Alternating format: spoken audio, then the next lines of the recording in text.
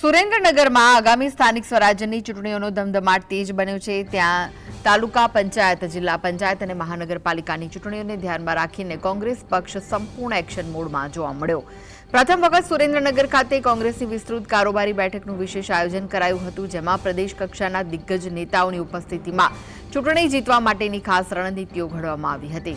આ બેઠકમાં જિલ્લાના પાયાના કાર્યકરો અને હોદ્દેદારો સાથે સીધો સંવાદ કરી સંગઠનને મજબૂત કરવા પર ભાર મૂકવામાં આવ્યો। ચૂંટણી પૂર્વે આક્રમક મૂડમાં દેખાઈ રહેલી કોંગ્રેસે આ કારોબારી બેઠક દ્વારા જિલ્લામાં પોતાનું પ્રભુત્વ જમાવવા અને કાર્યકરોમાં નવો ઉત્સાહ ફૂંકવા માટે કવાયત શરૂ કરી દીધી છે।